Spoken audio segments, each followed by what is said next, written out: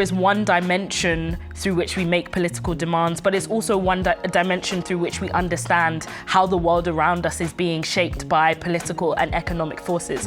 Those things are never separate. What is the relationship between how we perceive, how we sense our relationship to objects, things, and our ability to act in the world? What's the relationship between what we feel and what we think is capable of being achieved, or the kinds of interventions that we kind of want to make? One thing that culture allows us to do is to play and experiment with what is deemed utopic, but what is very much possible in practical terms. Welcome back to the Knowledge Chronicles series, where I sit down with Lola Olufemi, who's an academic, a writer and feminist thinker. We explore the role that cultural production has in the revolution, really refusing to allow art to be an individual act, but rather an act of community.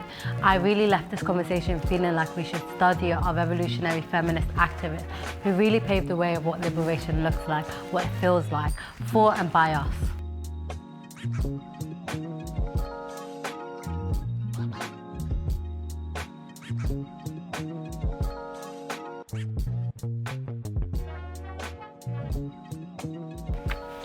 Thank you so much, Lola, for joining the Knowledge Chronicles series. It's an honour to sit with you and be in conversation.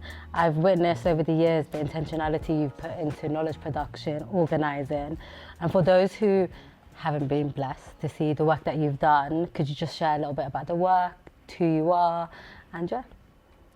Thank you so much for inviting me. I can say exactly the same about you. I'm Lola. I'm a Black feminist writer and researcher from London, and my work focuses on the uses of the political imagination in the cultural production of radical and revolutionary movements. So what that really means is that I'm interested in how, in what these movements make and say about themselves, and what that can tell us about their conceptions of the future, their political strategies, and the way that they go about making demands to the state and otherwise. Yeah. Something I'm asking all the people I'm in conversation with is a past revolutionary leader, movement, organizer that inspires you, just so we can start thinking about, who inspires our work, who politicizes us, who radicalizes us. Could you share? There are so many different answers I could give to this question. And I think for me, I understand myself as really belonging to a legacy of Black feminist organising, specifically in the UK. So I'm thinking of groups like OAD, the Organisation of Women of African and Asian Descent, the Brixton Black Women's Group, the Abyssindi Collective. I think I'm endlessly inspired by the way that they were able to really bring to Black feminism an anti-imperialist, like Marxist politics, and to understand the relationship between race, gender, and labour, and to make that kind of critique of capitalism. I think about movements like the Manchester Black Housing Cooperative that existed in Moss Side at a time when local councils were pushing Black communities out of specific areas in Manchester. These groups of like Black radicals and just working class Black people banded together in order to make sure that they could have access to housing, make sure that they could, buy houses collectively. I think about those kind of movements from the Black and racialized working classes as big kind of forebearers for my understanding of politics and my understanding of race in relation to class in this country. I like to think of my politics as kind of forged inside of a feminist legacy, but one that also is interested in being contoured by all of these different modes of political thought and struggle, I guess. You spoke about the connection to the struggle in the global south and having this internationalist perspective.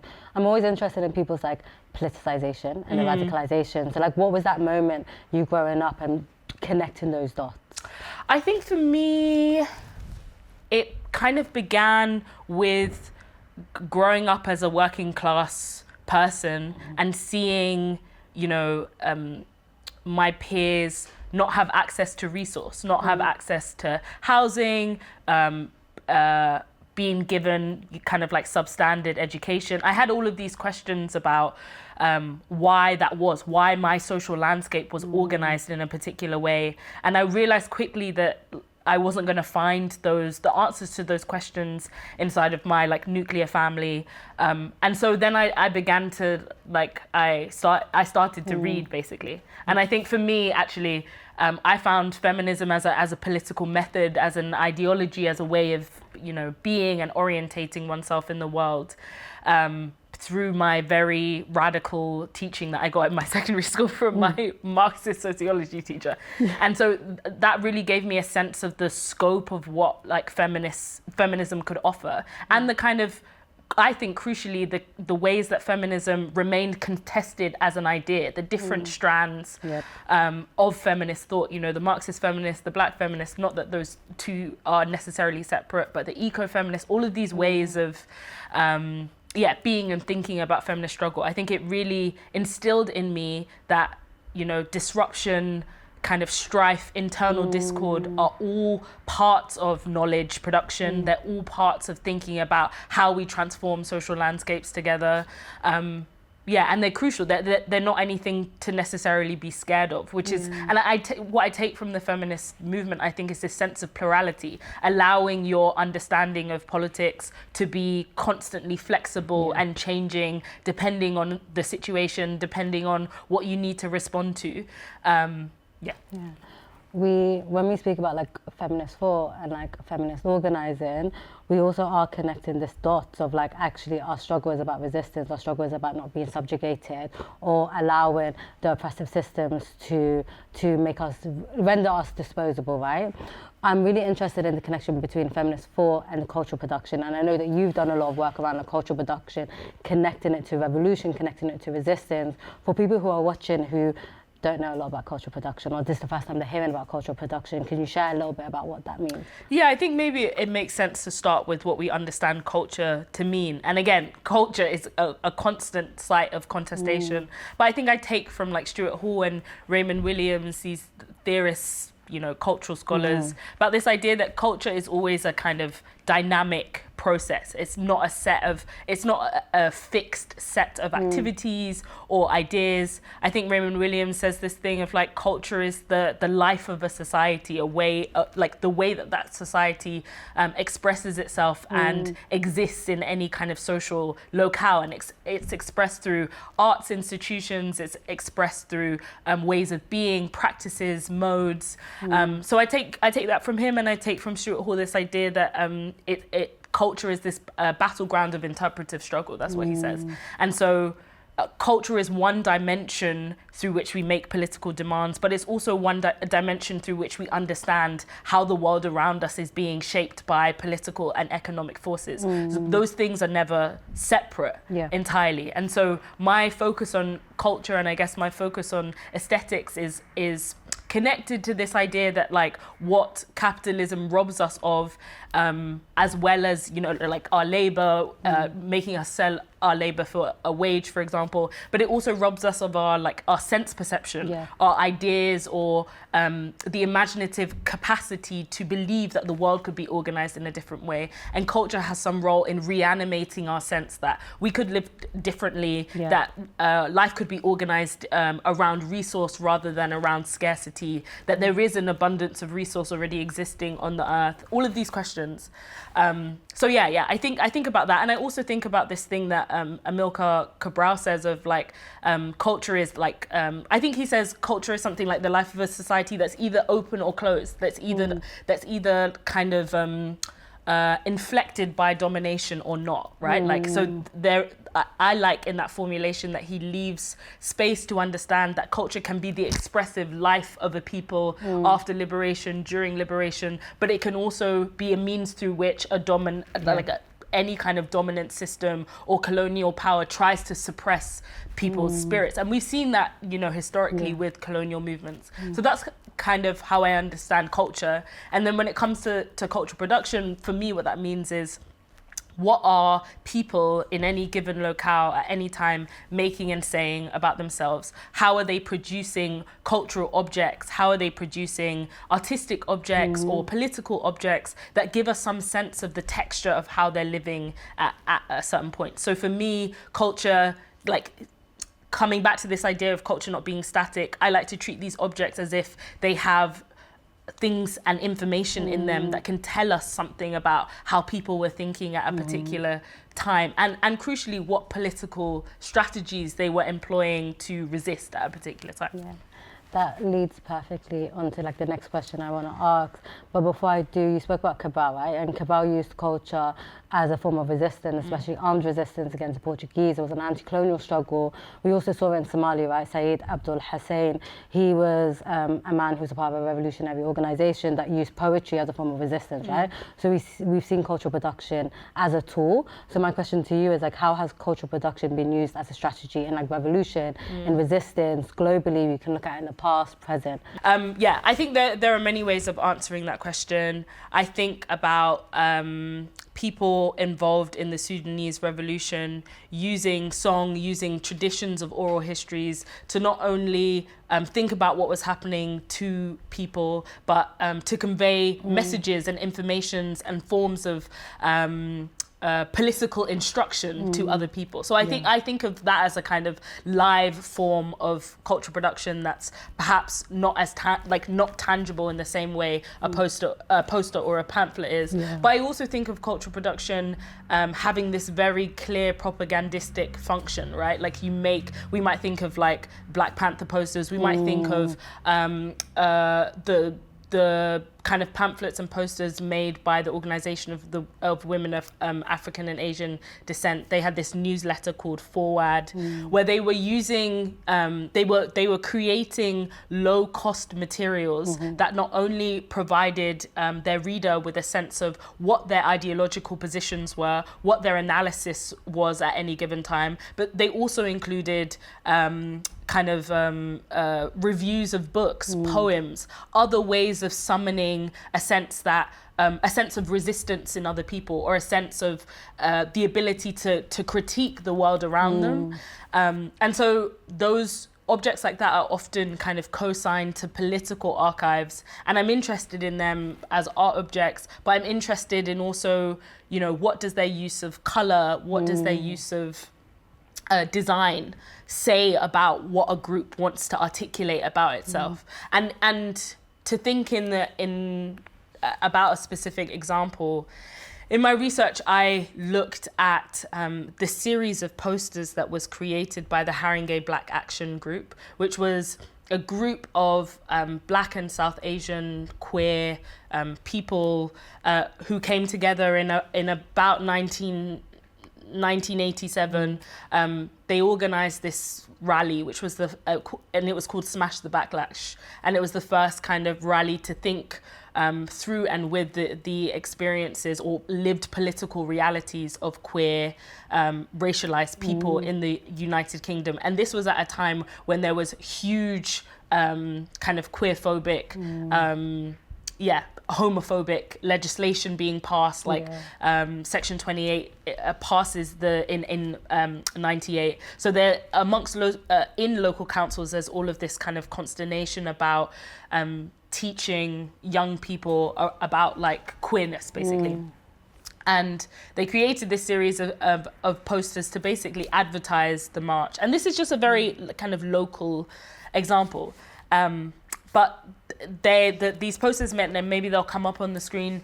I found them in Bishopsgate Archive, and they're colourful. They're red, green. They have these images of different figures, different kind of queer figures. But the kind of general call of the poster is not just to queer, like racialized people and Black and brown people. The call of the poster is to socialists, is to feminists, is to a wide kind of constituency of the working class. If you are interested basically in organizing against the far right, which was the main kind of purpose of this march, join us. And so I did a lot of thinking about those posters and analyzing those posters to say, we can look at them, yes, as, you know, beautiful objects, but we can also look at them as evidence that a core kind of central strategy at this point in the late 80s is working across difference, thinking about how to build broad coalitions between different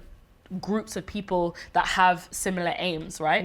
And that's just like one example of how kind of honing in on the language or honing in on the ways that oppressed subjects are trying to express themselves through cultural objects can give us a sense of how they're positioning themselves. These objects will also, they very much encourage people to quote unquote, you know, come out, but not in a kind of, not to their family, come out on the street and oppose the far right, understand the connections between your life and the life of feminists, the life of a socialist, the life of anybody who comes under threat, right?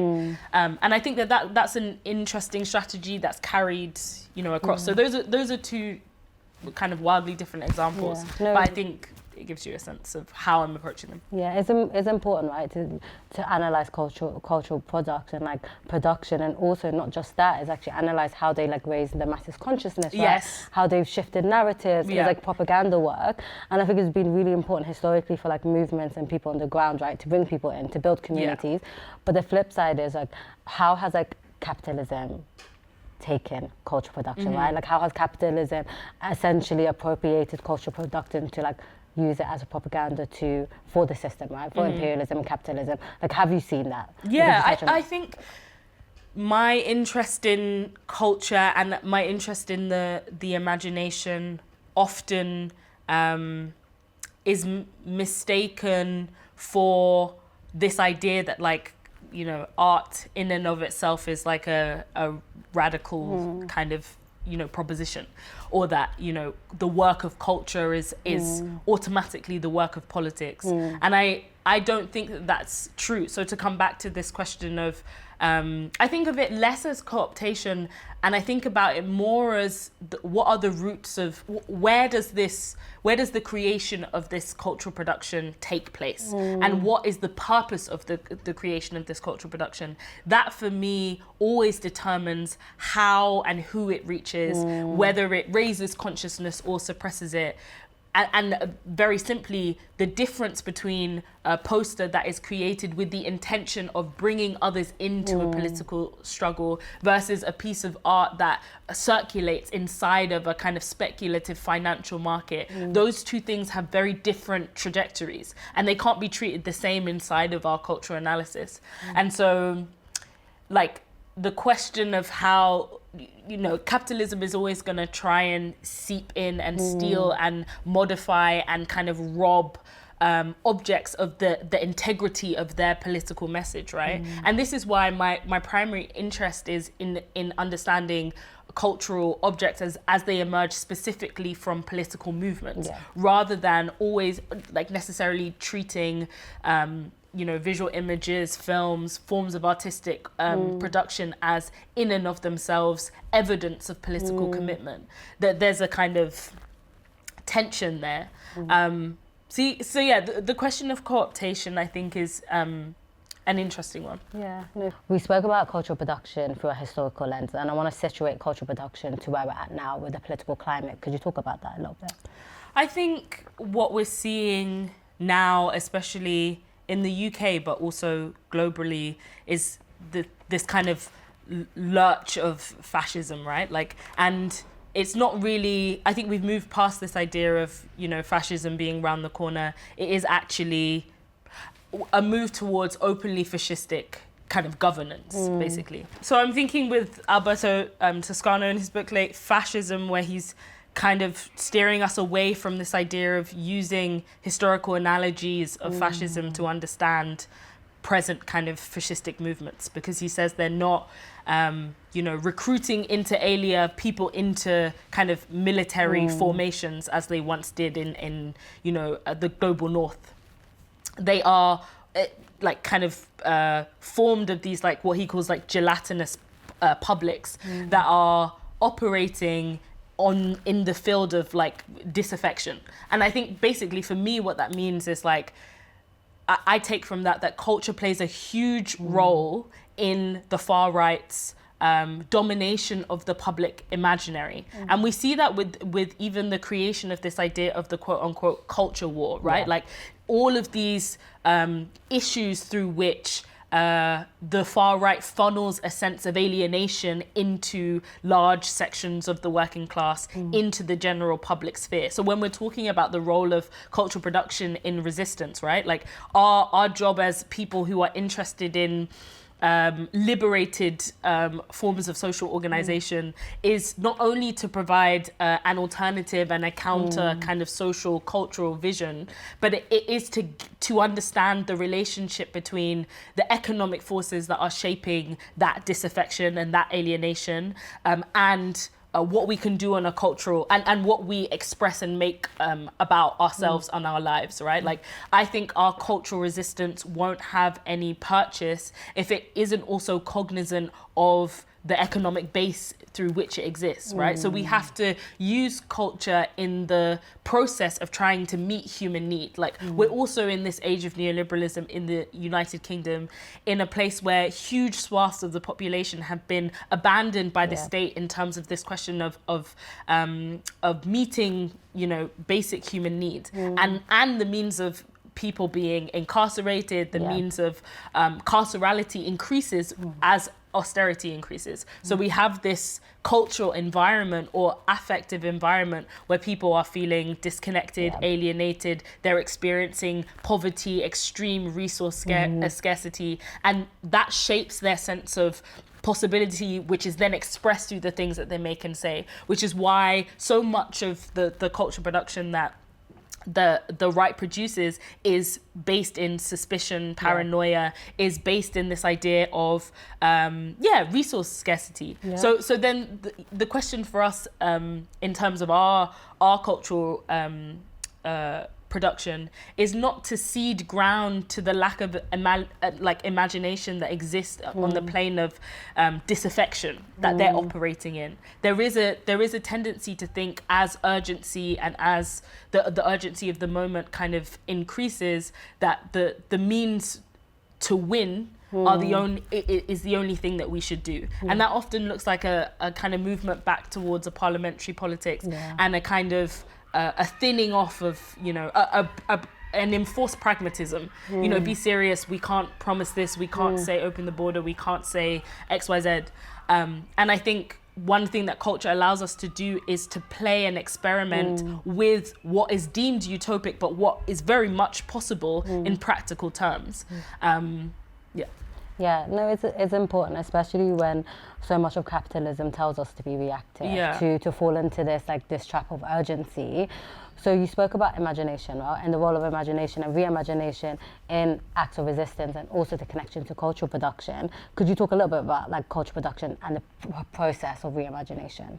Yeah, so I think for me, my work is really focused on this idea that the imagination has historically been theorized, especially by Enlightenment thinkers, as this private experience of sublime beauty. So the imagination was something that was trapped inside of the body of the individual. It was related to the individual kind of making mental images or responding via a mental process to the world around them.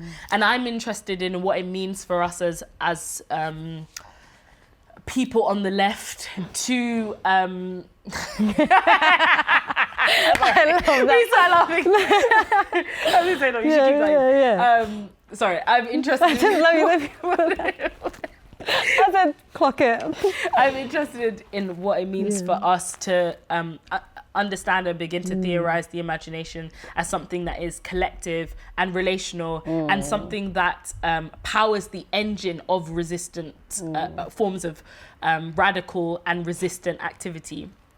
And by that I mean, what is the relationship between how we perceive, how we sense our relationship to objects, things, and our ability to act in the world? What's the relationship between what we feel and what we think is capable of being achieved, or what, or the kinds of interventions that we kind of want to make? And so I think about present day formations, actually to to go back to your question a little bit, you know, what kinds of radical cultural production are being made in this moment. I think about the Black Lives Matter UK's festival that they recently put on. I think about the message discipline for people who don't know about the festival, can you talk a little bit So about it was a two-day? Yeah. It was a 2-day festival that included panels, talks, screenings, songs, reflections on the age that we find ourselves in, and I think the necessity as Black people inside of the imperial core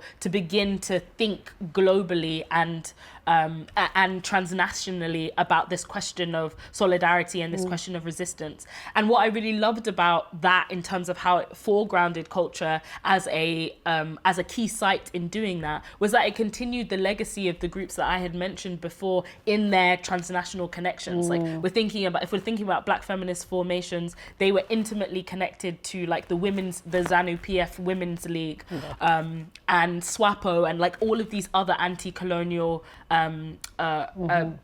movements, and they were producing telegrams, pictures, they were sharing things across borders. And I think that what BLM UK has done with their festival is an attempt to revive that kind of thinking that treats the border as if it's porous. And in doing so, without even knowing it, they produce cultural objects. So I still have the program from that festival, and I'm going to keep it because it's going to be useful to somebody, you know, 50 years from now, who's trying to think about how people were approaching the moment that we find ourselves in now, because it's not unique. And understanding ourselves as like part of a kind of repetitive process, I think clarifies the task at hand in terms of how we respond, not falling into this trap of believing that we are the first to have ever experienced planetary disaster or, you know, collapse, you know. I think that's really crucial. And also thinking, okay, what then is the message, the propagandistic intent of the things that I'm making, whether I'm an artist, whether I'm a songwriter, whether I'm all of these things.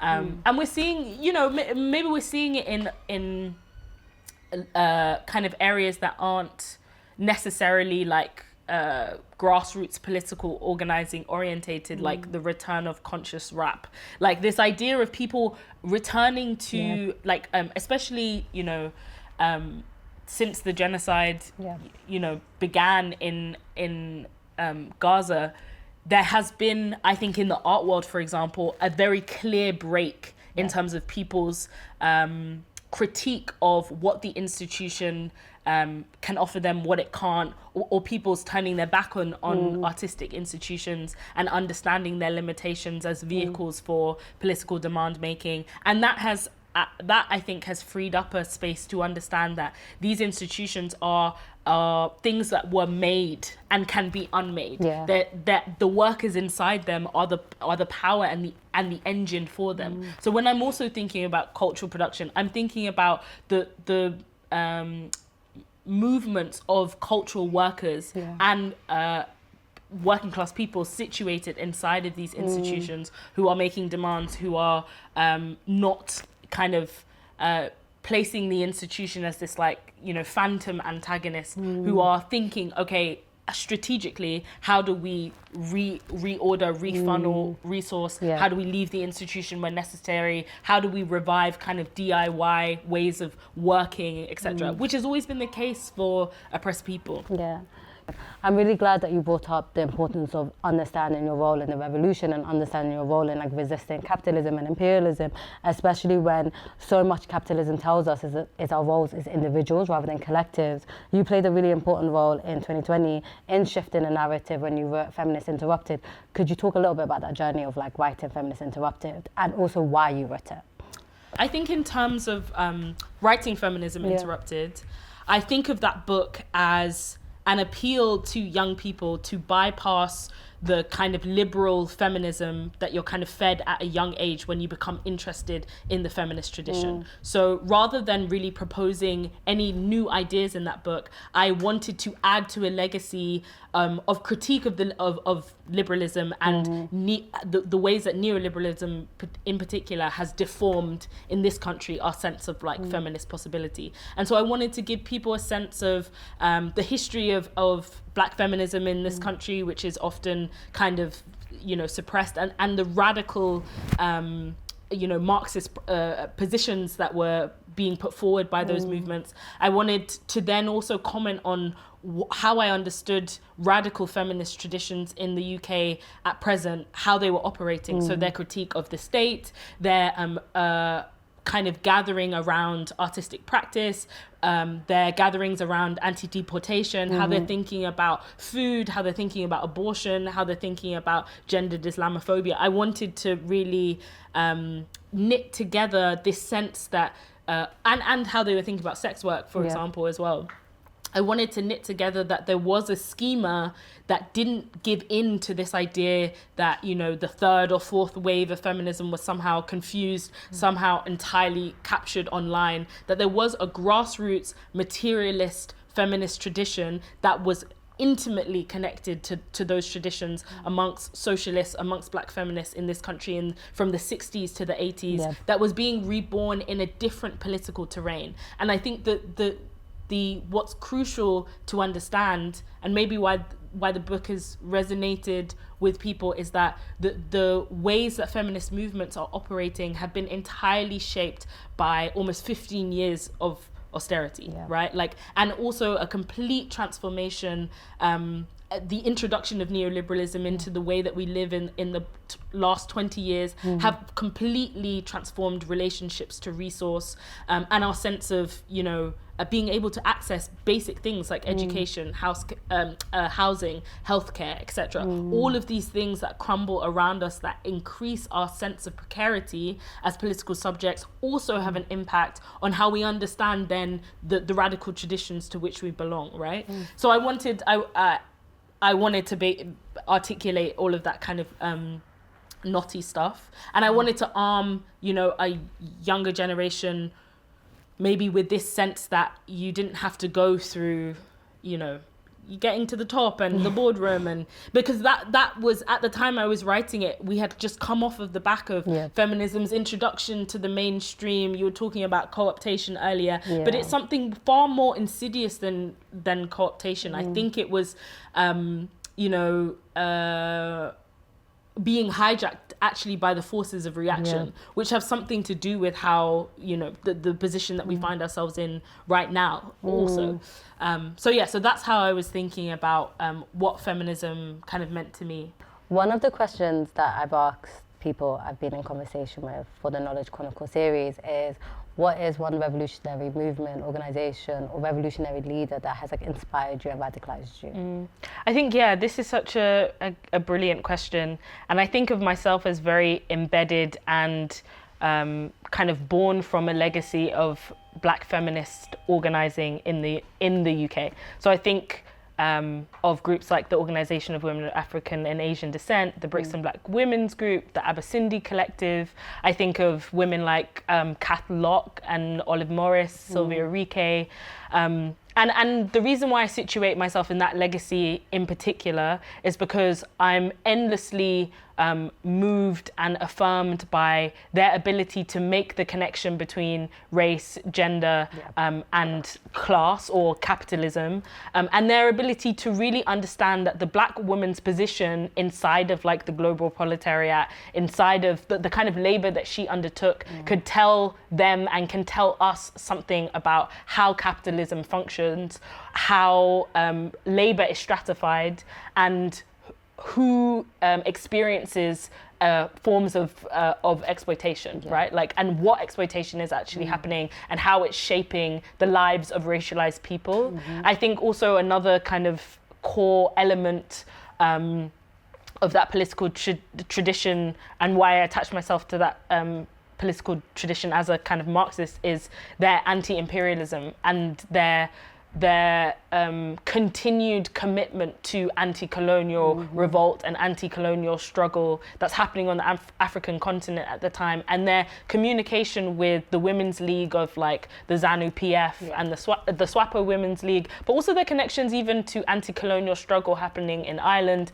All of the sense that they understood themselves as women who were situated inside of the imperial core, but who understood intimately that their lives were connected, intertwined with the working class globally. I think that's something that has stuck with me. And I often think that how Black feminist movements in the UK are theorized tends to underplay the extent to which Marxism, socialism, a real critique of capitalism was central to their understanding of themselves and the ideological kind of reverberations of like race or of gender. And I always want to kind of bring that back and foreground that. No, it's so important into understanding like this role that we have in the imperial core, and to be like, actually both can exist at the same time. We can meet our material conditions, we can attempt to fight for our conditions to be met, whilst also understanding that like we have a common enemy, right? Exactly. And it's that, right, like the common enemy in the imperial core is the common enemy in the global south. And so much about this Knowledge Chronicle series is about knowledge production, is about raising people's consciousness, and also to be like, actually we have a duty as people who are in the imperial core to raise our consciousness. And something that I'm asking everyone I'm sitting with and being in conversations with is, what does knowledge mean to you? Like, what does knowledge mean to Lola? What a question. I think for me, the first words that come into my mind are pedagogical instruction. I think that for me personally as a person, you know, instruction, didacticism, inflexibility in terms of political ethic has always spoken to me. I like people who know what they think, even if I disagree. I like some sense of like, I believe absolutely that capitalism should fall. I believe absolutely in these like strong ethics, whilst also as I've grown older, understanding the necessity of flexibility. And so for me, your question makes me think of this interview that I did with Gail Lewis. So I was having this conversation with Gail, and she was talking about, you know, the elation that she would feel in terms of like coming together with comrades and studying, whether that was like the work of the British Black Panthers, the information from the Black Freedom and Unity Party, whatever it was, or like Race Today, their kind of communiques, like coming together and studying and trying to using that studying as a means of understanding themselves and others, that produced in them this sense of connection, not only to the people inside of the room, but a connection to the political project that lasts for decades and decades. And so when I think about knowledge, I think about that. I think about the opening of a window or a door, or the ways that coming to a feminist politics at the point in my life that I did saved my life, changed it, transformed it, gave me a sense of like an ability to be in the world and an ability to articulate my position and what it is that I wanted. It gave me the ability to demand for myself and other people. And that for me is such a crucial, it's something that I'm very serious about, because it was the way that I came into contact with the world in a way that made me feel alive, actually. And I think for so many people, I've said this before somewhere, but I think for so many people, this question of affirmation or political consciousness is the difference between life and death. It's the difference between, you know, the people who are hunger striking currently, the people who are in prison, the people who are on remand, because their ethic and their inability to watch suffering, annihilation, genocide unfold and do nothing has contoured the shape of their life. And so that to me is what knowledge means. It means like, what commitments do we make to each other? How do we like continue thinking through and with each other? What's the shape of relation? I know people that know me who are listening to me talk are probably laughing because that's all I talk about. But I think it's like an emotional project rather. And politics is always emotional, right? There's always a kind of aestheticization of politics that is happening. So for me, that's what knowledge means. It's never individual. It's always collective. It's always on behalf of the other. It's always on the ability, like it's always happening in order to relieve the suffering of somebody else. You know, that is what knowledge is. That is such a beautiful answer. Oh, I'm just like, the video is going to be me like, oh. In the spirit of understanding what knowledge means to you, what is the best places that you found knowledge? I think for me, books. Books were the portals in my life. And even when I wasn't reading things that were particularly political, they were just, books were another way of seeing for me, another way of understanding myself. But also recently, in as I've grown older, it has been archives. Like sometimes I'll be in an archive and I cannot believe that like I haven't seen something, or like more people don't know about this. And part of my PhD project was trying to kind of liberate a lot of these documents from archives so that people could freely access them. But I would really encourage like young people to just go and have a look, and it's free to just like make an appointment and look through some archives that you think are interesting, because you're gonna find information in people's like the things that people throw away or whatever, that will, I think, be very transformative for you. And in the same measure, I really encourage people to keep things. I'm like keep the scraps of paper, keep the ticket stubs, keep your friend's postcard, keep the program from the thing that you go to, because it helps you in later life sketch out a life also. Where was I? What was I? Who was I connected to? What connections did I make?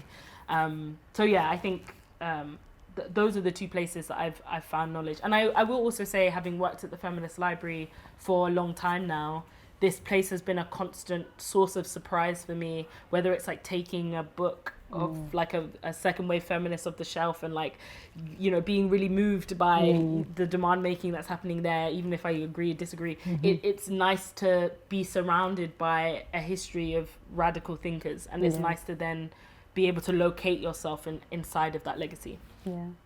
What is one advice or knowledge that you would want someone to take away whilst listening or viewing this?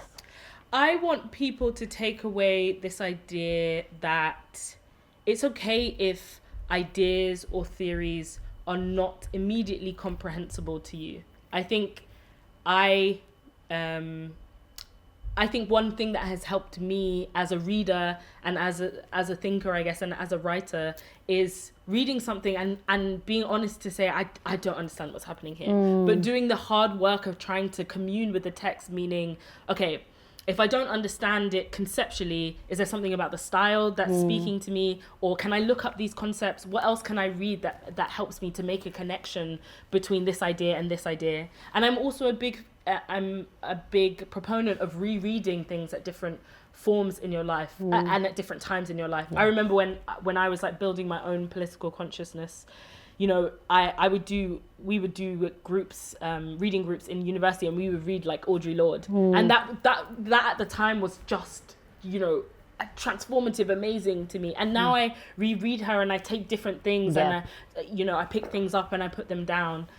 So I don't imagine that everything will present itself to you in ways that are always immediately clear. Sometimes you have to do work and you have to struggle and you have to think and you have to be annoyed at yourself that you don't understand in order to like learn, and in order to really like think of the text as an object rather than yourself as this like passive person that's just trying to take on information.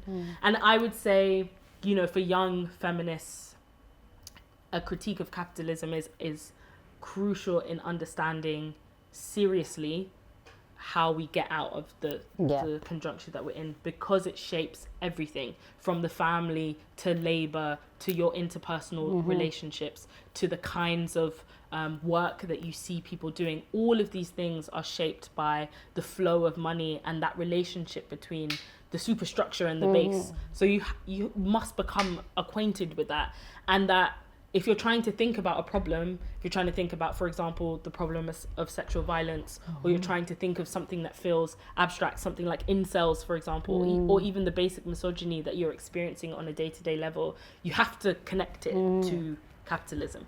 And by that, you have to ask, okay, then how is capitalism connected to education? Or what is it doing in an ideological sense in this domain? And how is that will help to strengthen and deepen your analysis of something, so that it doesn't remain on the surface. You're thinking also about like the work that is going into you know, the production of certain ideas and values, you know, even down to something like incels. Like, how have the changes in terms of like the nuclear family and this idea that even two earner households are not able to sustain the basic work of social reproduction, how does that shape the thoughts and ideas of these people's sons who are then, you know, going off to like spew misogyny? All of these things are connected. So like help yourself to make those connections where you can. Yeah. I also want to say, always leave space for that creativity if it speaks to you. Don't let anybody drum that out of your political vision. It's so important